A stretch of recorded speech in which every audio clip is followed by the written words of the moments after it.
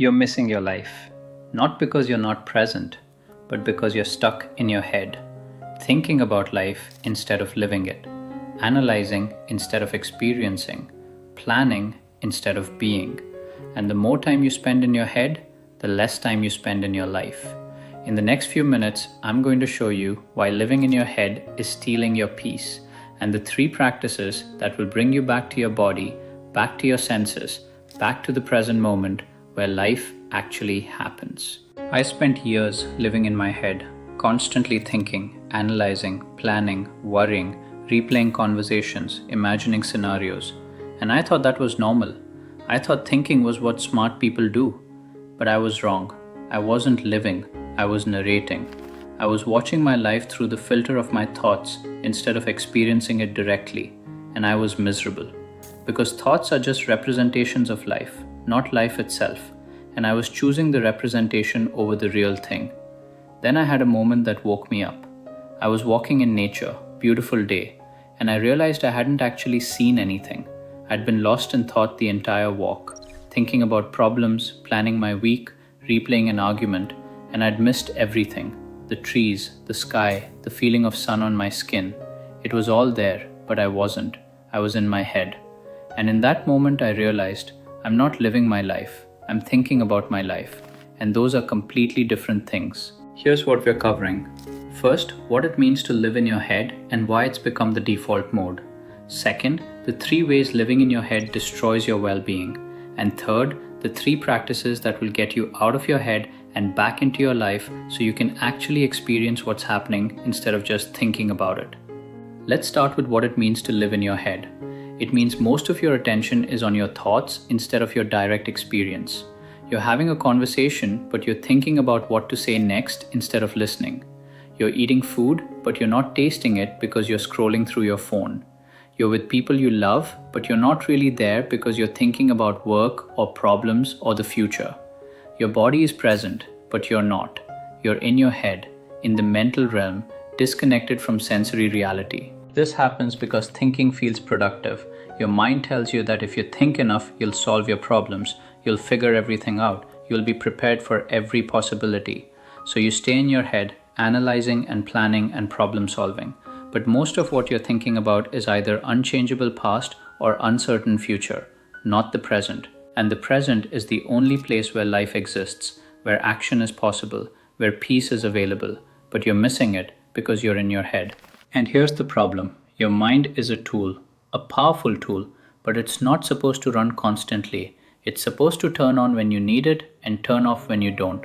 But for most people, it never turns off. It's always running, always narrating, always commenting, and you've become so identified with it that you don't even realize you have a choice. You think you are your thoughts, so you can't separate from them. You're trapped in your head because you don't know how to get out. Now here are the 3 ways living in your head destroys your well-being. Destruction number 1, you miss the present moment. This is the most obvious but the most devastating. Life is happening right now, but you're not experiencing it, you're thinking about it. And thinking about something is not the same as experiencing it. You can think about eating chocolate, but that's not the same as tasting chocolate. You can think about hugging someone you love, but that's not the same as feeling their embrace. Life is a sensory experience, and when you're in your head, you're cut off from your senses. You're living in a mental simulation instead of in reality. This means you're constantly somewhere else. When you're at work, you're thinking about home. When you're at home, you're thinking about work. When you're with friends, you're thinking about your problems. You're never fully here, never fully present with what is.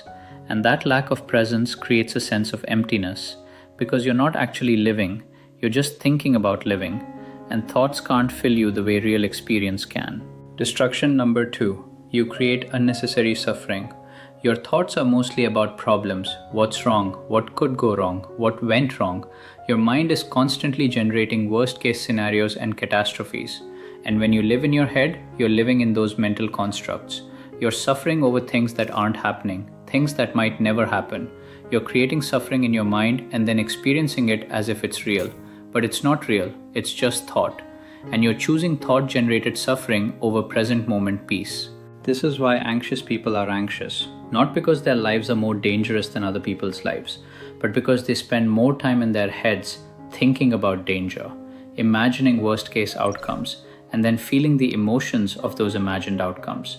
They're living in a mental hell of their own creation, and they don't have to. They could drop out of their heads and into the present moment, where usually everything is actually fine. Destruction number 3. You lose connection with yourself and others. When you're in your head, you're disconnected from your body, from your emotions, from your intuition. You're living in concepts instead of felt experience, and that creates a sense of alienation from yourself, from others, from life. Because real connection happens through presence, through being here, with yourself, with others, with the moment. And you can't be present when you're lost in thought. This shows up in relationships. You're with someone, but you're not really there. You're thinking about other things, planning your response instead of listening, judging instead of feeling. And the other person can sense it. They feel your absence, and connection dies. Not because you don't care, but because you're not present.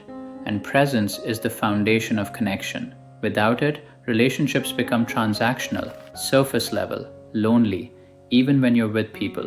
Now here's how to stop living in your head and start living in your life. These practices will ground you in direct experience instead of mental narration. Practice number 1. Come into your senses. The fastest way out of your head is into your senses. Because your senses only exist in the present moment, you can't see the past, you can't hear the future, you can only sense now. So when you notice you're lost in thought, bring your attention to your senses. What do you see? What do you hear? What do you feel on your skin? What do you smell? You're anchoring in sensory reality. And when you do that, thinking naturally quiets, because your attention is occupied with sensing instead of thinking. Make this a practice. Several times a day, pause, stop what you're doing, and just sense for 60 seconds. Don't think about what you're sensing, just sense. Notice colors, sounds, textures, temperature. You're training yourself to experience instead of narrate, to be instead of think.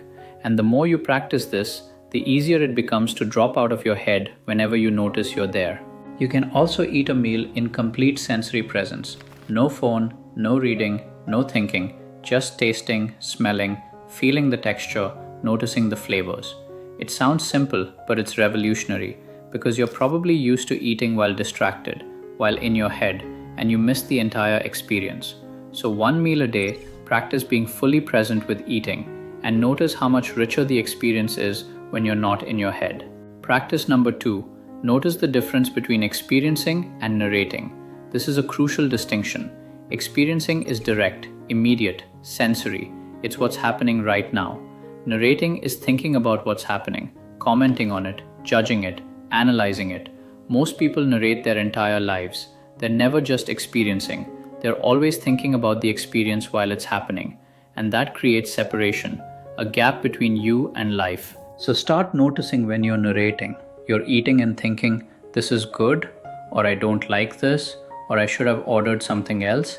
That's narration. Stop, just taste. You're walking and thinking, I need to walk faster, or this is boring, or I should be working. That's narration. Stop, just walk. Feel your body moving. Notice what's around you. You're with someone and thinking about what they think of you or what you should say next. That's narration. Stop, just be with them. Listen, feel the connection. This practice creates awareness of how much time you spend narrating instead of experiencing. And awareness is the first step to change. Once you see how often you're in your head, you can choose to come out, to drop the narration and just experience.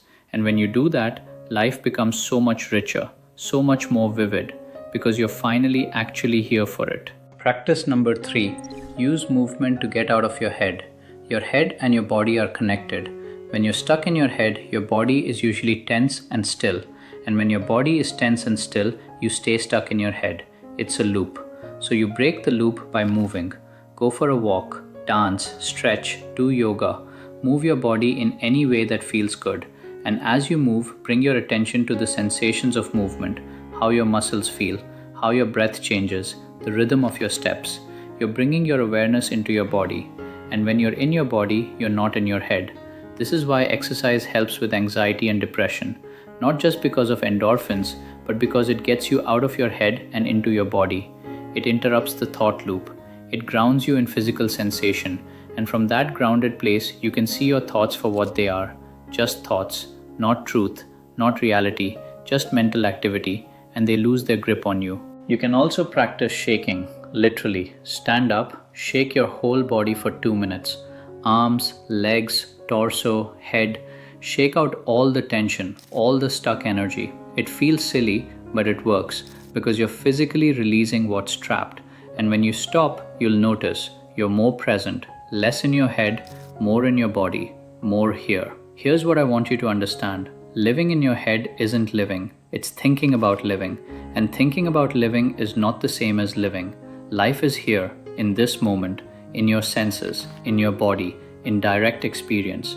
And you're missing it every second you spend lost in thought. So stop thinking so much, start sensing more, start being more, start living more. We covered what it means to live in your head, attention on thoughts instead of experience.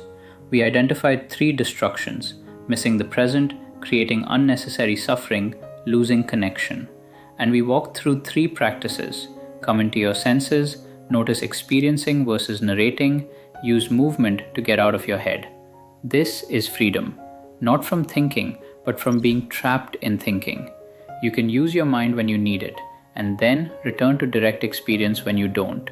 You're not a prisoner of your thoughts anymore. You're present with your life. And that presence is where everything you've been looking for already exists. So here's your practice. Right now, stop. Come into your senses. What do you see? What do you hear? What do you feel? Don't think about it. Just notice. For 60 seconds. That's it. You just experience life instead of thinking about it.